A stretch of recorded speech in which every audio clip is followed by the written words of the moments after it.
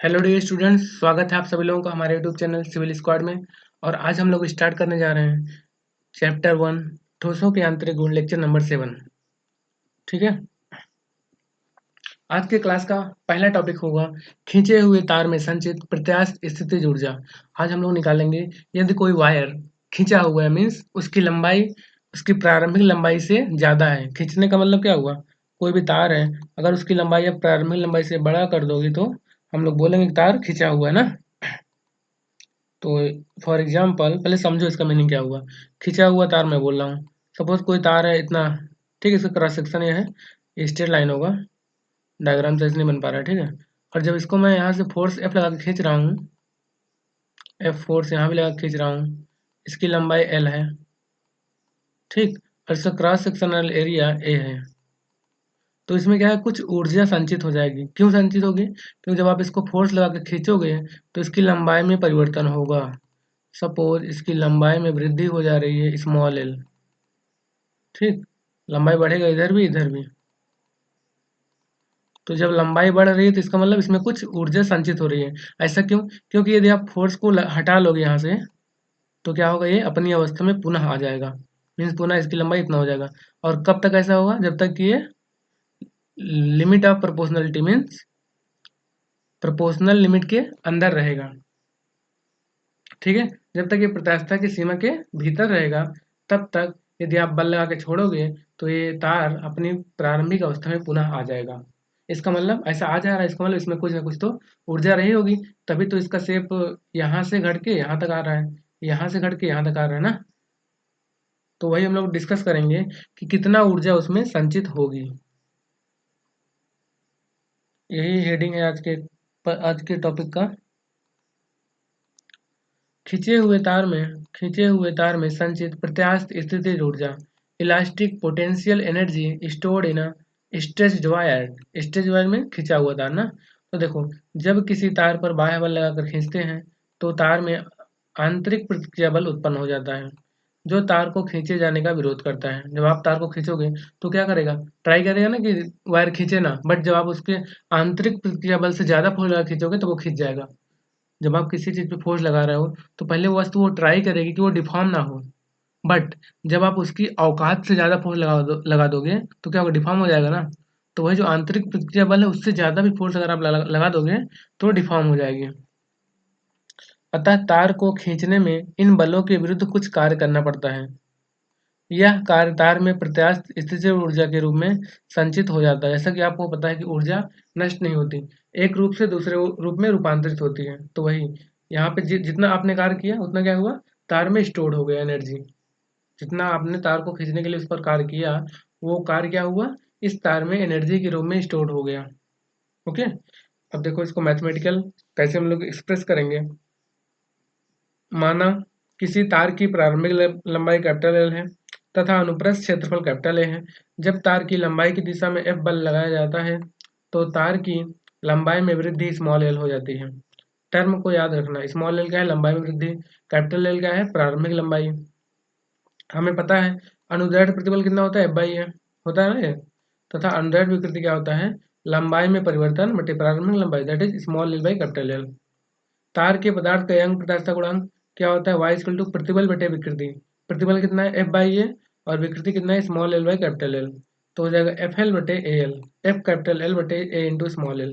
Capital L क्या है, प्रारंभिक लंबाई, स्मॉल एल क्या है, लंबाई में परिवर्तन। अतः तार की लंबाई में स्मॉल एल वृद्धि करने के लिए आवश्यक बल, तो यहाँ से अगर आप बल निकालोगे तो बल क्या हो जाएगा, वाई ए, एफ निकालोगे ना, वाई ए इंटू एल बटे कैपिटल एल, ये आ जाएगा। इसको पक्षांतर कर लोगे तो आ जाएगा ना। तो F is equal to Y A बटे एल इंटू वाई ए बटे capital L into small L. Okay, ये हो जाएगा फोर्स। फोर्स किसके लिए हुआ, तार की लंबाई में एल वृद्धि करने के लिए कितना बल लगाना होगा, तो वो होगा वाई ए बटे L into small L. Y क्या है, यंग प्रत्यास्थता गुणांक, ए क्या है, एरिया है, कैपिटल एल क्या है, प्रारंभिक लंबाई, और एल क्या है, एल वृद्धि करने के लिए, मतलब कितना लंबाई में परिवर्तन करना है। आगे देखते हैं, तार की लंबाई में एल वृद्धि करने के लिए आवश्यक बल एफ होता है वाई ए बटे एल स्मॉल एल, ये बता दिया हूँ लास्ट स्लाइड में। अब देखो, अब तार को एल लंबाई से आगे अनंत सूक्ष्म डीएल खींचने में बल द्वारा कितना कार्य करना पड़ेगा। अब देखो यहाँ पे क्या है ना, हम लोग फिजिक्स में आप लोग बहुत देखोगे, जब आपको कुछ चीज़ निकालना है तो हम लोग क्या करते हैं, मान लेते हैं बहुत छोटा लंबाई में परिवर्तन हो रहा है। मैं क्या करूँगा, मान लूँगा अब तार को एल लंबाई से आगे अनंत सूक्ष्म लंबाई डीएल खींचने के लिए, डीएल क्या बहुत छोटी लंबाई है, सपोज इतना लेंथ है एल, इसमें छोटा सा लंबाई यहाँ से यहाँ तक ले लो डीएल, ठीक है, ये कितना है डीएल। अब अगर आप इस पे फोर्स एफ लगा रहे हो और डीएल खींच रहे हो लंबाई, तो कितना कार्य होगा, एफ इंटू डीएल। क्योंकि कार्य क्या होता है, बल गुणे बल की दिशा में विस्थापन, फोर्स भी इधर ही लग रहा है और इधर विस्थापन भी डीएल हो रहा है, तो हम लोग लिख सकते हैं कि डी डब्ल्यू में सूक्ष्म कार्य, अनंत सूक्ष्म कार्य, F into DL means force into विस्थापन, मतलब डीएल चेंज कर रहे हैं ना, एफ इंटू डीएल। एफ की वैल्यू पता है वाई ए बटे capital L into L D L. अब देखो जब हमको निकालना है कि उतना कार्य निकालो, कितना कार्य करना पड़ेगा जिसकी लंबाई में एल परिवर्तन किया जाए।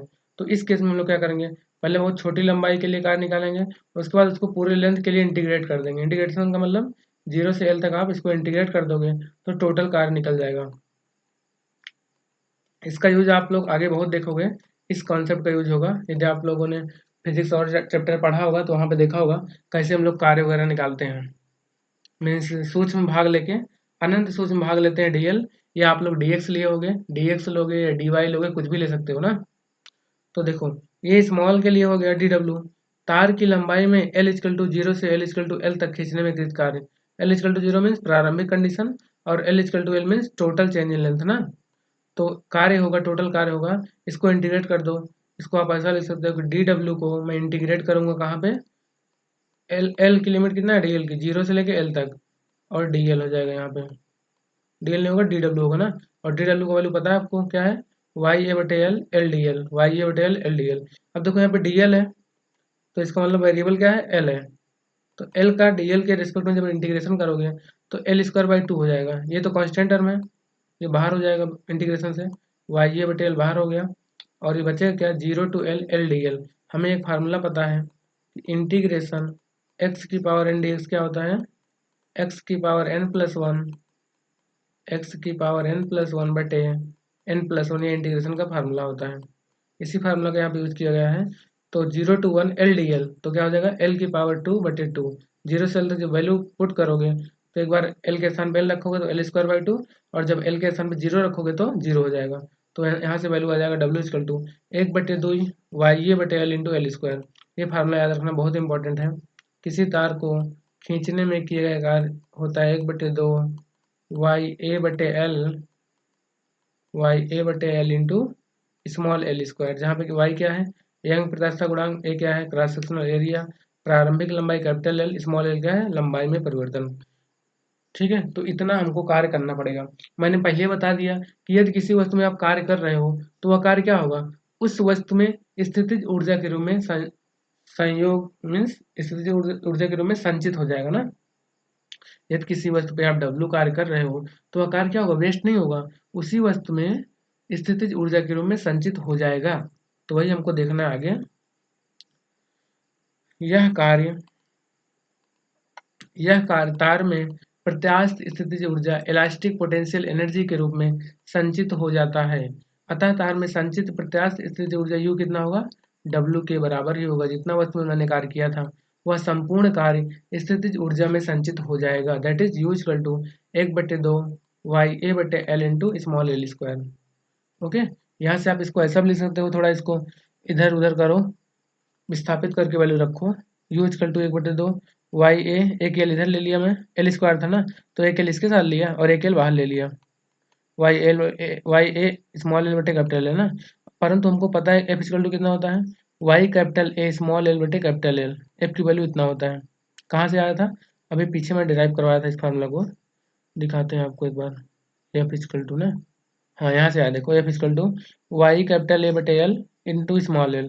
तो ये वैल्यू मैं वहाँ पे पुट कर दूंगा, कहाँ पे पुट करना है, यहाँ पे Y capital A small L बटे कैपिटल एल, इसके स्थान पे मैं पुट कर सकता हूँ एफ।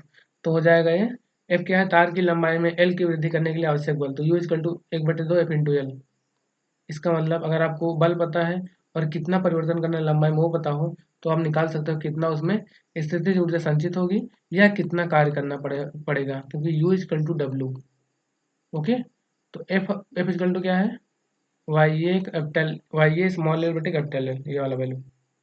तो आप लोग फार्मूला याद रखना, फार्मूला इसका याद रखना, क्वेश्चन बहुत बनता है इससे, न्यूमेरिकल बनता है, डेरिवेशन भी आ सकता है एग्जाम में।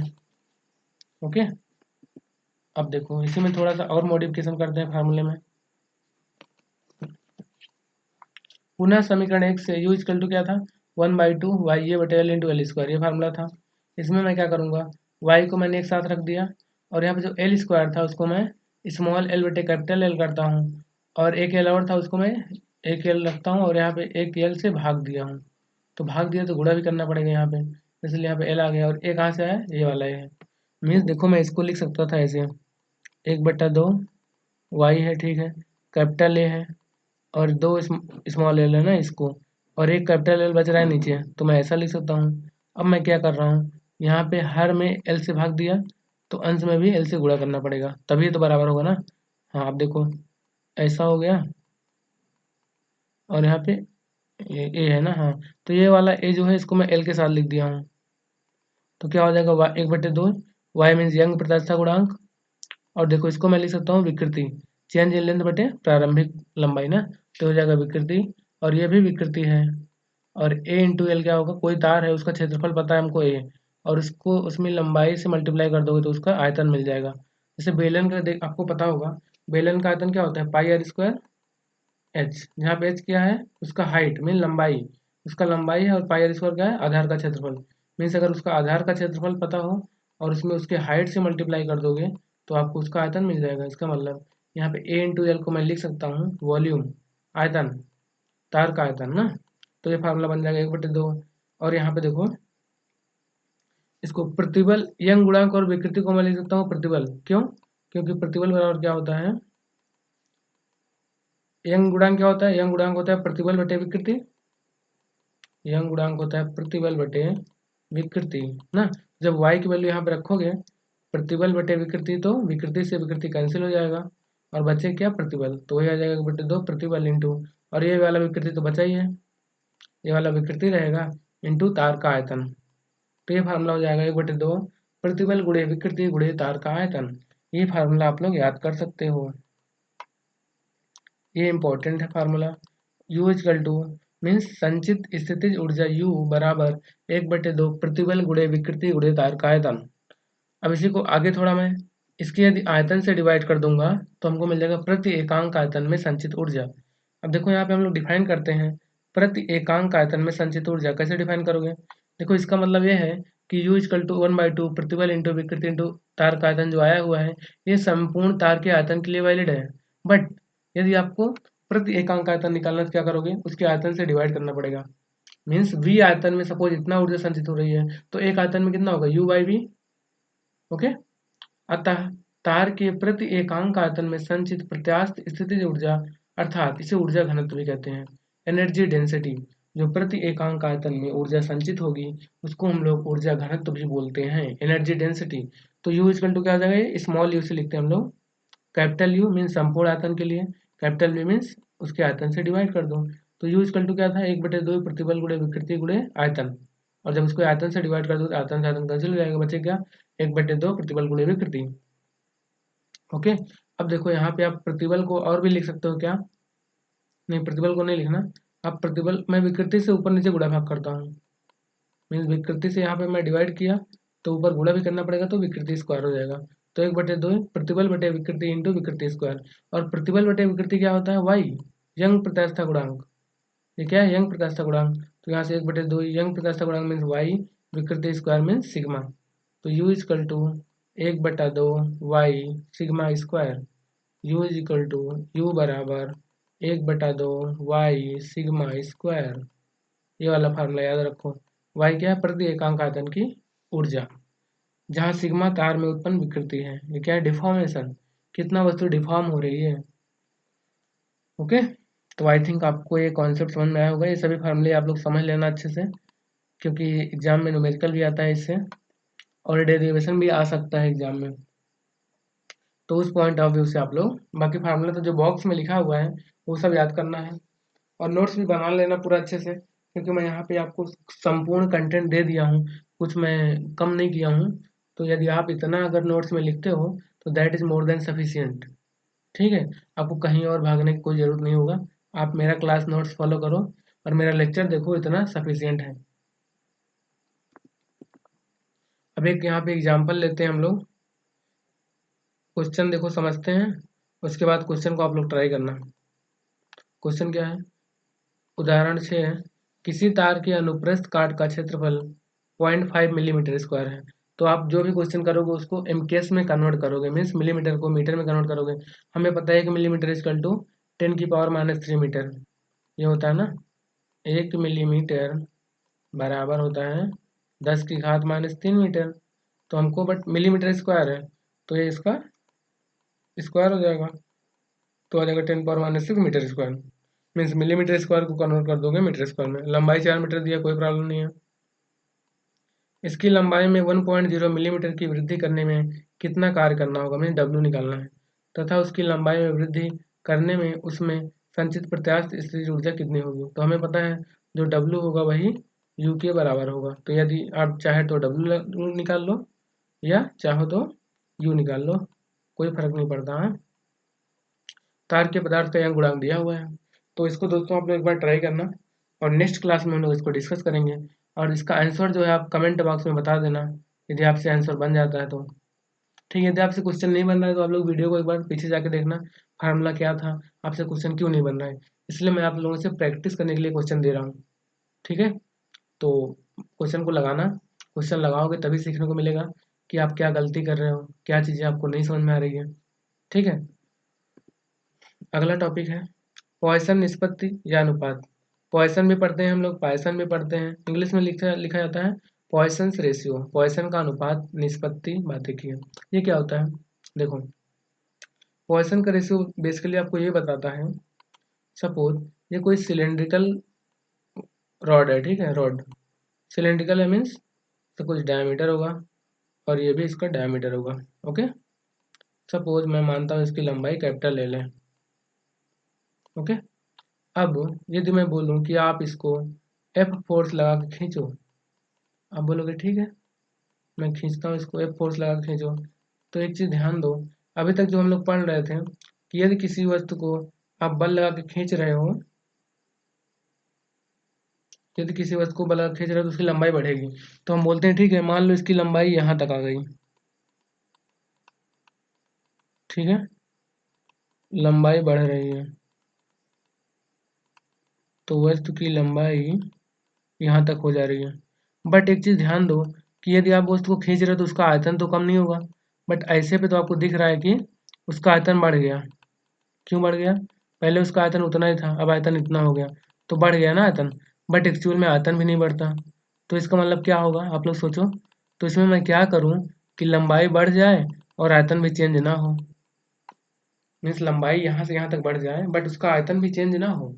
तो उसके लिए हमको क्या करना पड़ेगा, इसका जो डायमीटर है ना वो कम हो जाएगा। मीन जो पहले इतना था ये, अब ये डायमीटर इतना कुछ हो जाएगा। मीन्स जो रॉड पहले आपका रेड कलर में था, अब वो ऐसा कुछ हो जाएगा। डायग्राम थोड़ा अच्छे से नहीं बन रहा बट आप लोग समझ लो। ठीक है, लंबाई इसकी इतना हो गया बट डायमीटर में कमी हो गया। ठीक है, यदि मैं मानता हूँ कि इसका प्रारंभिक डायमीटर कैपिटल डी था, सॉरी यहाँ तक होगा ना, प्रारंभिक डायमीटर कैपिटल डी है और इसका जो डायमीटर में कमी है वो डेल्टा डी है। ठीक है, डेल्टा डी। तो यहाँ पे जो दो विकृति उत्पन्न हो रहा है, एक तो विकृति इस डायरेक्शन में हो रहा है, इसे बोलते हैं लॉन्गिट्यूडनल स्ट्रेन, मीन्स अनुदैर्ध्य विकृति, और एक इस डायरेक्शन में हो रहा है, इसे बोलते हैं लैटरल स्ट्रेन, मीन्स अनुप्रस्थ विकृति ना। तो जो डेल्टा डी, ये क्या विकृति है, डेल्टा डी बटे डी, और डेल्टा एल बटे एल का जो अनुपात होता है ना, इसी को बोलते हैं हम लोग वो क्या बोलते हैं, म्यू। सॉरी, यहाँ पे इसका नोटेशन कुछ और दिया होगा, इसको हम लोग बोलते हैं पॉइसन रेशियो। पॉइसन्स रेशियो, क्या बोलेंगे, पॉइसन्स रेशियो, पॉइसन रेशियो बोलेंगे इसको। ठीक है, और यहाँ पे माइनस साइन हम लोग लगाते हैं। माइनस साइन क्यों लगाते हैं, देखो यदि आप इसकी लंबाई बढ़ा रहे हो तो डायमीटर कम होगा, बट अनुपात जो है हमेशा कांस्टेंट होता है। देखो यहाँ से हमको ये दिख रहा है कि यदि आप इसको फोर्स लगा के खींचोगे तो इसकी लंबाई बढ़ेगी और डायमीटर कम होगा। मीन्स यदि लंबाई पॉजिटिव है, डायमीटर निगेटिव है, तो ये ओवरऑल क्या होगा, निगेटिव होगा। बट अनुपात हमेशा पॉजिटिव होता है, तो पॉजिटिव बनाने के लिए मैं क्या करूँगा, इसमें माइनस से ऑलरेडी मल्टीप्लाई कर दूंगा। तो आंसर हो जाएगा minus delta D by D बटे डेल्टा एल बाई एल। ठीक है, यही आपको यहाँ पे समझना था। आई थिंक समझ में आ गया होगा। अब देखो यहाँ पे क्या क्या नोटेशन लिया गया है, इसके अकॉर्डिंग हम लोग देख लेते हैं एक बार। तो यदि किसी लंबी छड़ अथवा किसी तार को उसकी लंबाई के अनुदिश बल लगाकर खींचा जाता है तो उसकी लंबाई में वृद्धि होती है, ठीक है, परंतु उसका व्यास कम हो जाता है। लंबाई में वृद्धि होती है, व्यास कम हो जाता है, मैं बताया था अभी पहले ही ना। छड़ के व्यास में परिवर्तन डेल्टा डी तथा प्रारंभिक व्यास कैपिटल डी के अनुपात को अनुप्रस्थ विकृति या पार्श्व विकृति कहते हैं। इसे बोलते हैं अनुप्रस्थ विकृति या लैटरल स्ट्रेन। छड़ की लंबाई में परिवर्तन डेल्टा एल तथा प्रारंभिक लंबाई स्मॉल एल के अनुपात को अनुदैर्ध्य विकृति कहते हैं, लॉन्गिट्यूडनल स्ट्रेन। प्रत्यास्थता की सीमा में पार्श्व विकृति तथा अनुदैर्ध्य विकृति के अनुपात नियत रहता है। मीन्स पार्श्व विकृति और अनुदैर्ध्य विकृति का जो रेशियो होता है वो कांस्टेंट रहता है, जिसे हम लोग नियत रहता है, जिसे पायसन अनुपात कहते हैं। इसे भी हम लोग सिग्मा से प्रदर्शित करते हैं। पायसन निष्पत्ति क्या होता है, सिग्मा। कहीं कहीं बुक में म्यू लिखा रहता है, बट यहाँ पे जो दिया है आप वही याद रखो। कहीं कहीं म्यू भी मिल सकता है आपको, तो उससे टेंशन मत लेना कि म्यू क्या है सर। पायसन अनुपात को म्यू भी लिखते हैं हम लोग, सिग्मा भी लिखते हैं। तो ये हो जाएगा minus delta D by D बटे delta L by L. Minus क्यों है बता दिया था कि यदि लंबाई में परिवर्तन कर रहे हो, लंबाई बढ़ रही है तो डायमीटर कम होगा, इसलिए यहाँ पे माइनस साइन आएगा। इसको आप ऐसा भी लिख सकते हो कि एल बटे डी डेल्टा डी बटे डेल्टा एल माइनस साइन के साथ। बट मैं तो आपको कहूँगा कि आप यही वाला फॉर्मूला याद रखना, माइनस कैपिटल डी बटे डेल्टा एल बटे एल, क्योंकि यहाँ से आपको दिख रहा है कि यह है पार्श्व विकृति और यह है अनुदैर्ध्य विकृति, तो आपको यहाँ से याद करने में प्रॉब्लम भी नहीं होगा। इसमें आगे बढ़ते हैं थोड़ा।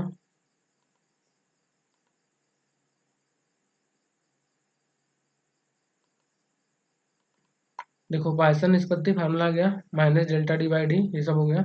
यहाँ ऋणात्मक चिन्ह प्रदर्शित करता है कि छड़ को खींचने पर लंबाई में वृद्धि होती है परंतु व्यास कम होता है ना। पाइथन निष्पत्ति एक विमाहीन राशि है जिसका कोई मात्रक नहीं है। यह एक विशुद्ध संख्या है जिसका मान सैद्धांतिक रूप से -1 और 0.5 के बीच में होता है, परंतु वास्तव में इसका मान 0 से 0.5 के बीच होता है, जो कि पदार्थ की प्रकृति पर निर्भर करता है। मीन्स देखो इन जनरल वैसे तो इसका मान -1 से 0.5 तक होता है, सॉरी यहाँ पे प्लस 0.5 होगा, -1 से 0.5 के बीच होता है। बट जो रियल में जो वास्तविक चीजें हैं, जैसे कंक्रीट हो गया, स्टील हो गया, एल्युमिनियम हो गया, इन सब का जो पार्सन अनुपात होता है वो सिर्फ 0 से 0.5 के बीच ही रहता है। तो यदि आपको ऑप्शन में मिलता है कि -1 का भी हो सकता है तो बोल देना यस हो सकता है। बट अगर ये सब ऑप्शन में नहीं है, निगेटिव वैल्यू ऑप्शन में नहीं है, तो आप लोग 0 से 0.5 ही को इसी को टिक करोगे, ठीक है। तो आज की क्लास में इतना पढ़ते हैं, और आप लोग को जो होमवर्क दिया हूँ, होमवर्क ट्राई कर लेना। और यदि आपको वीडियो अच्छा लग रहा हो तो प्लीज़ वीडियो को लाइक कर दो, चैनल को सब्सक्राइब कर दो, और अपने दोस्तों के साथ भी शेयर करो, जिससे ज़्यादा से ज़्यादा लोग मेरे से जुड़ सकें। और यदि आप लोग जुड़ोगे तो मैं स्टार्ट करने जा रहा हूँ live class. Means live class का मतलब क्या होता है, मैं ऑनलाइन पढ़ाऊँगा और आप लोग कमेंट बॉक्स में आंसर क्वेश्चन भी पूछोगे और मैं उसी टाइम आंसर दे दूँगा, ठीक है। बट उसके लिए क्या है, थोड़ा और बच्चे हो जाएंगे जब ज़्यादा से ज़्यादा लोग रहोगे, ताकि लाइव में जब मैं क्लास लूँ तो वहाँ पे 100-200 बच्चे कम से कम रहो। ऐसे क्या मतलब मैं लाइव पढ़ा रहा हूँ और आप लोग 10 लोग 20 लोग देख रहे हो, तो पढ़ाने में क्या ही मजा आएगा। ठीक है दोस्तों, तो अपने दोस्तों के साथ शेयर करो, ज़्यादा से ज़्यादा लोग सब्सक्राइब करो, जिससे कि मैं लाइव क्लास ले सकूँ। जल्दी ही लाइव क्लास में लेने वाला हूँ, ठीक है। तो आप लोग पढ़ाई करते रहिए, धन्यवाद।